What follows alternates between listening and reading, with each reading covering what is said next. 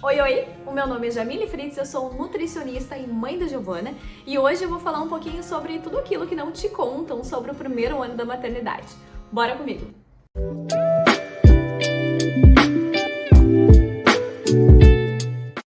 O primeiro ano de vida do teu bebê, ele é o ano mais incrível, o ano no qual tu descobre o maior amor do mundo, como eu já disse em outros vídeos, um amor nunca experimentado antes, mas também este ano ele é muito cansativo, por aqui foi muito cansativo, principalmente naqueles meses iniciais do bebê, onde a gente está se adaptando com o bebê, com a rotina, ensinando o RN, né, sobre o que é dia, o que é noite, né, horário dele dormir, horário dele acordar, tentando colocar uma rotina nele, então aquele início é muito cansativo, não que os demais meses não sejam, né, então resumidamente, este ano, esse primeiro ano é um ano muito cansativo, é cheio de descobertas, tu descobre muitas coisas, né, não somente sobre o bebê, mas também sobre ti, sobre como, né, vai funcionar a tua família a partir de agora, né, a família que vocês construíram, né, antes vocês eram um casal, aqui no nosso caso, né, antes nós éramos um casal, agora nós somos uma família, né, a gente descobre, né, também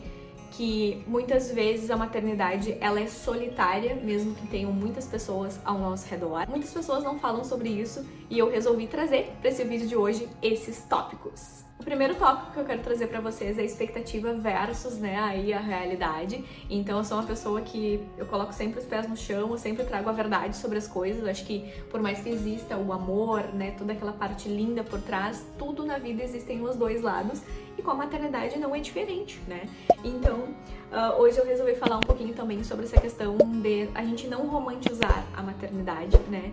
A maternidade sim tem momentos fofos, muito amor, muita descoberta, existe sim toda essa parte linda, mas não é só isso.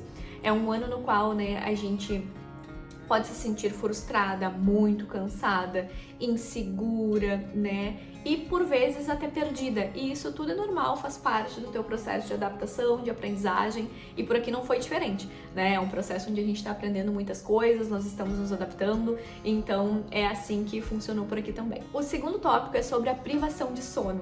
Quando uma mãe te falar que a privação de sono é real, é real. A gente, não somente a mãe, né, toda a família, todo o pessoal que tá ajudando a gente, se tu tiver uma rede de apoio aqui nós tivemos, todo mundo fica muito cansado, né, são noites longas, são cansativos, esse bebê acorda muito, né, ele tá aprendendo o que é dia, o que é noite, conforme eu comentei aí um pouquinho antes, então a gente tá ensinando pra ele o que é dia, o que é noite, tá colocando uma certa rotina nele, né, aqui nós colocamos a rotina na Giovana desde os meses iniciais, né, então isso é algo que bagunça o teu emocional, a tua saúde mental, né, porque a privação de sono ela acaba afetando a tua saúde mental, a tua energia, a tua disposição, né? E isso é normal, isso é fisiológico, né? Todos nós precisamos dormir, ter um tempo de qualidade de sono, né? E não é o caso naqueles primeiros meses ali desse bebê. Então a privação do sono naquele início, ela é real, ela acontece.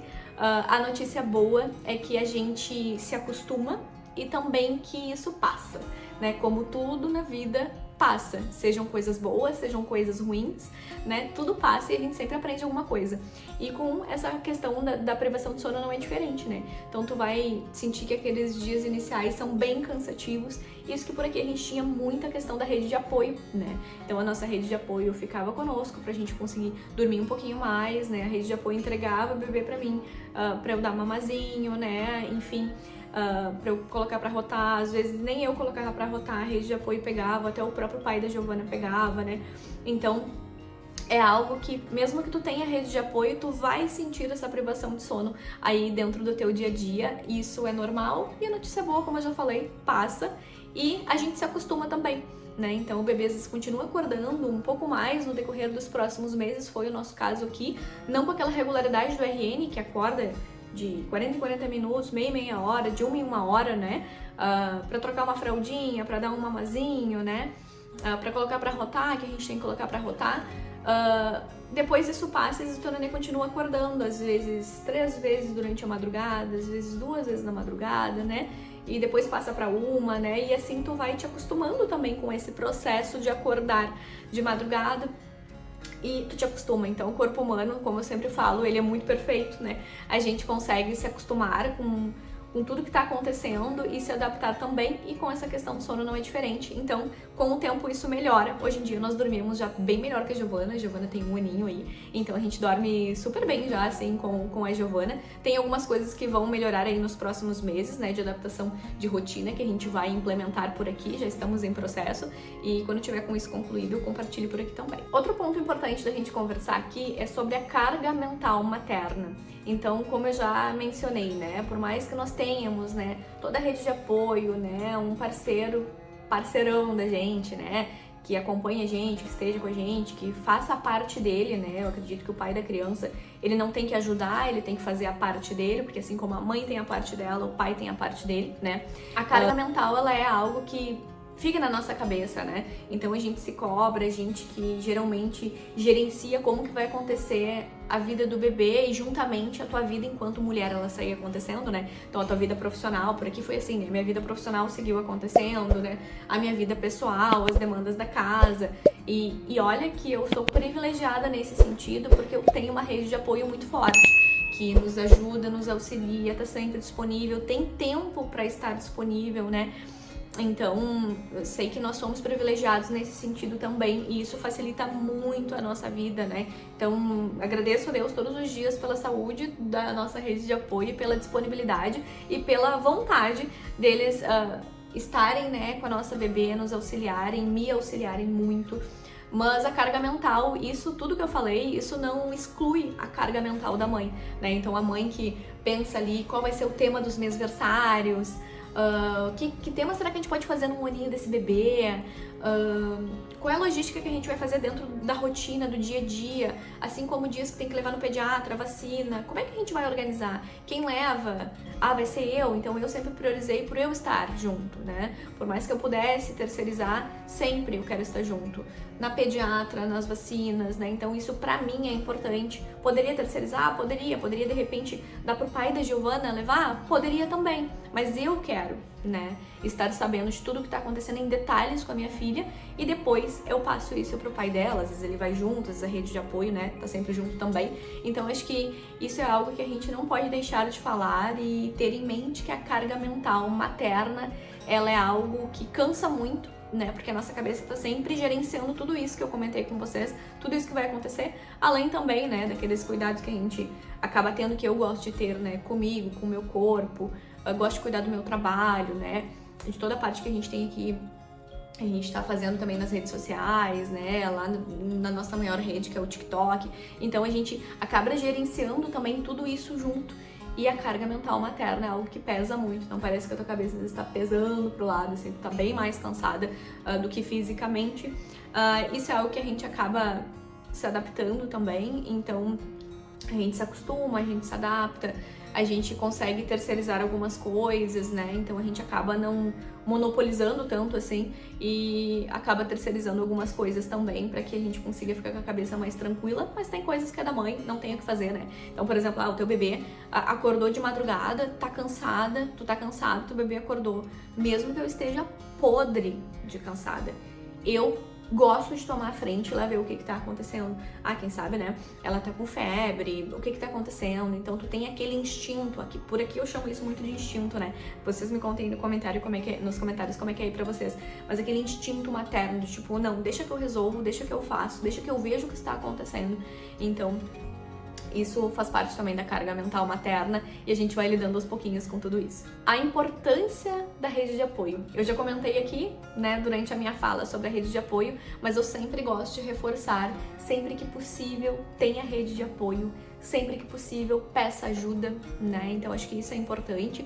Por aqui a nossa rede de apoio se ofereceu para nos ajudarem com a Giovana desde a época que eu estava com ela na barriga, então eu já sabia que eu teria todo esse suporte. Então isso é muito importante, principalmente para tu conseguir descansar.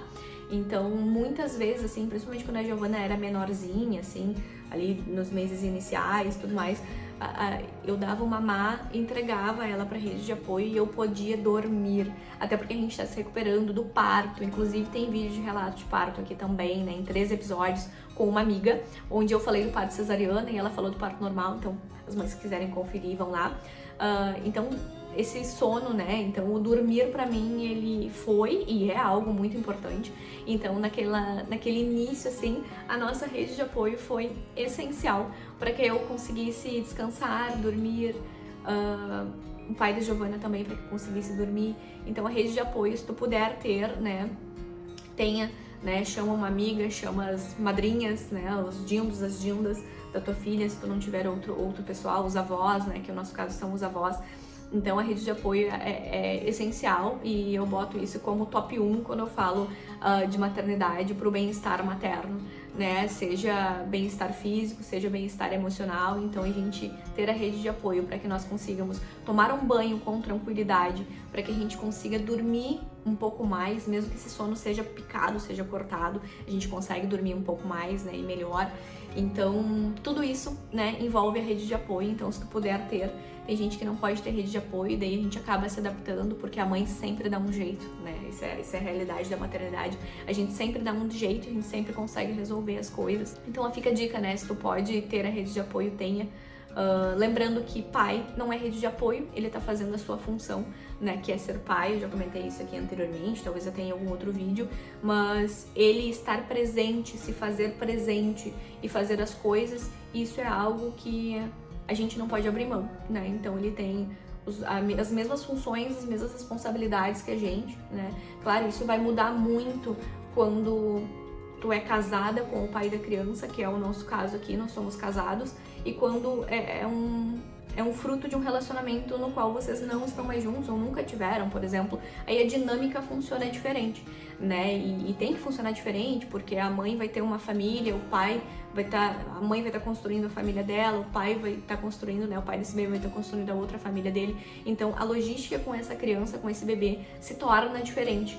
Mas ter rede de apoio, ela é essencial. E isso é algo que eu sempre lembro as mães, né, para tentarem organizarem uma rede de apoio para que elas tenham descanso, saúde mental, saúde física e um tempinho para que seja elas tomarem banho, conseguirem comer com tranquilidade. A solidão, mesmo tu tendo rede de apoio e mesmo tu estando cercada de pessoas. Então isso pode acontecer. Eu não tive baby blues, não tive depressão pós-parto, assim. Então para mim foi um pouco mais tranquilo lidar com tudo isso. Eu tive um momento do meu pós-parto, um momento mais deprimido, mas não fechou o diagnóstico para depressão, e daí a gente abre a lacuna. Quando a Giovana tinha 45 dias, 50 dias mais ou menos de vida fora do útero, né?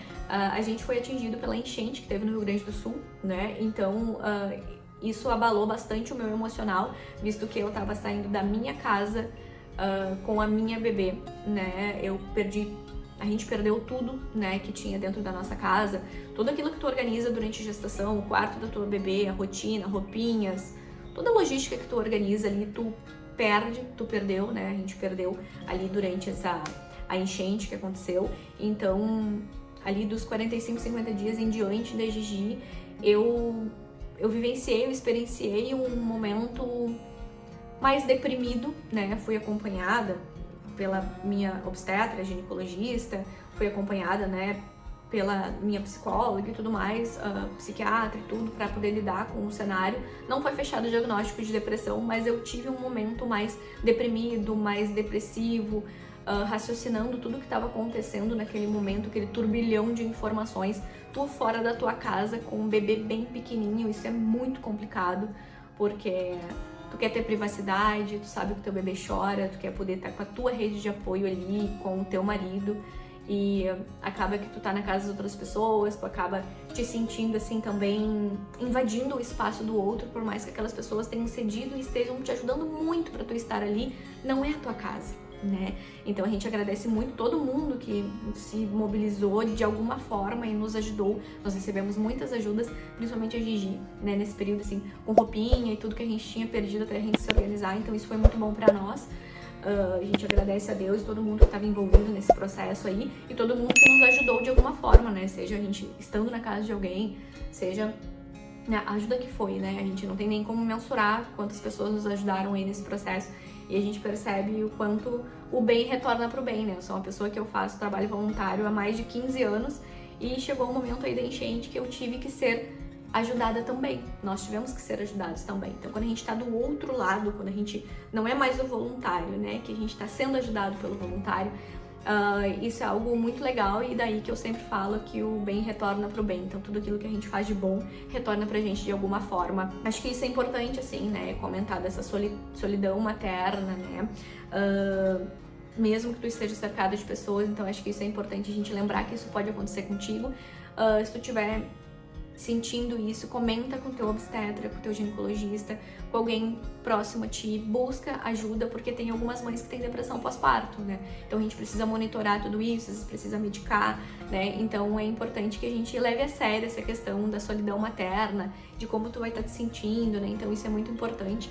A gestante, né, e também a mulher que ganha aí o bebê, a puérpera, ela passa por um turbilhão de hormônios, né? Um turbilhão de mudanças, e isso pode afetar sim o nosso emocional, a nossa saúde mental. Então fica sempre o alerta para nós, enquanto mulheres e enquanto mães, nós estarmos de olho, atentas à nossa saúde mental também, e qualquer dúvida sobre isso, que a gente procure um especialista, seja o nosso obstetra que nos atendeu lá durante a gestação, que ele também está apto para nos ajudar nesse sentido. Se for necessário, ele também vai te direcionar para um psicólogo, para um psiquiatra, né? A importância do autocuidado. Então, o autocuidado é algo que eu sempre tive por aqui, e eu sempre tento ter, mesmo depois de ter tido a Giovana. E daí entra a rede de apoio junto nisso, né? Então, a importância da gente poder ter autocuidado, daí o autocuidado depende muito de pessoa para pessoa, né? Pode ser ler um livro, pode fazer uma caminhada, pode ser passar um tempo quietinho, olhando um podcast, assistindo, né, ouvindo um podcast, ou assistindo alguma coisa na televisão, né, um seriado, enfim. Ou pode ser até um autocuidado mais físico, mais voltado para beleza, né, que nem algo que eu me sinto bem, que eu me sinto mais disposta, né. Então, desde quando a Giovana nasceu, lembrando que eu sempre tive esse hábito de me cuidar, né? Seja com exercício, seja com cuidados com o cabelo, seja cuidando, né? Passando, que seja um blush, um batonzinho, um rímelzinho, eu sempre tive esse cuidado. Gosto de estar com as unhas feitas, né? Então é um hábito que eu sempre tive. E eu resolvi, né, organizar também, mesmo com a Giovana bem pequenininha, eu sempre tive esse cuidado de acordar e me sentir pronta pra vida, mesmo recém-parida, sabe? Então isso é algo que faz parte de mim, eu gosto muito, né, de me cuidar nesse sentido. Então como é que eu fazia aqui? Rede de apoio, eu pegava a Gigi naquele início da manhã, e depois eu ia tomar meu banho, lavava o cabelo, hidratava o cabelo, né? Me maquiava minimamente, que nem eu tô aqui agora, né? Só com protetor solar com cor, um blushzinho, um batonzinho, né? Então eu fazia isso. Naquela início ali, né? Eu não me arrumava assim. O que eu comprei? Eu comprei uma camisola para poder amamentar, então ela descia aqui, o peito ficava para fora, mas ela era uma camisola bem bonitinha, né? E também comprei um roupão bem bonitinho, assim, delicadinho, com rendinha, né? Sempre que eu me sentisse bem, mesmo dentro de casa. Mesma coisa fazer as unhas, assim, organizar para conseguir fazer as unhas, né? Botava a Gigi pra mamar, depois ia fazer as unhas, então organizava toda uma logística para que eu conseguisse ter esse autocuidado que me faz bem, né? Então isso é importante, assim, tu detectar e saber te conhecer, para que tu saiba o que é bacana pra ti, o que tu te sente bem. E daí, nesse sentido, tu adapta dentro da tua rotina ali de mãe. Nem sempre vai ser perfeito, nem sempre a Jamília que conseguiu acordar, tomar banho, se maquiar dentro dessa logística, principalmente naquele início que a gente tá se adaptando, mas depois a gente, né, conseguir implementar cada vez mais essa logística, essa rotina, para que eu conseguisse me sentir bem para as demandas todas que uma mãe tem no dia. E eu quero aproveitar e pedir para tu comentar aqui com a gente o que foi que tu não sabia, que ninguém te contou sobre esse primeiro ano da maternidade. Comenta aqui pra gente trocar experiências, sempre legal que as mães conseguem trocarem muitas experiências, né? Então comenta aqui pra gente poder conversar um pouquinho sobre. Apesar de todos os desafios que eu comentei aqui com vocês, né, esse primeiro ano ele vai ser o ano mais transformador da tua vida.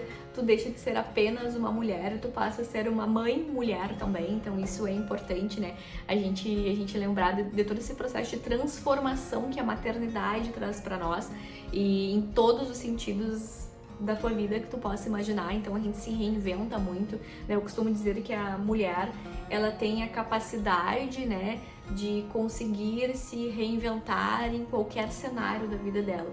Então eu que já me reinventei algumas vezes, né, Quem conhece a minha história aí sabe, comecei do zero e fui e segui em frente. Então, tu ser uma mulher empoderada, né? Isso é importante, assim, empoderada do que tu pode conquistar e ter coragem para conquistar todas as coisas, né? Então, a mulher, ela pode qualquer coisa, né? Então, isso eu experienciei e eu falo sempre para as mulheres, quando eu tinha a agenda aberta, né? Agora minha agenda de consultório tá fechada, mas quando eu tava com a agenda aberta, eu sempre reforçava isso para as mulheres, né, que me acompanham nas redes sociais, assim, a importância do empoderamento feminino, de tu te empoderar, de tu tomar frente das coisas da tua vida, de tu saber que tu resolve, independente do que os outros vão achar sobre ti, sobre o que tu fala, sobre o que tu veste, sobre o que tu é, né? Então acho que isso é muito importante, a gente se empoderar do quanto uma mulher pode qualquer coisa. E depois que essa mulher é mãe, meu bem,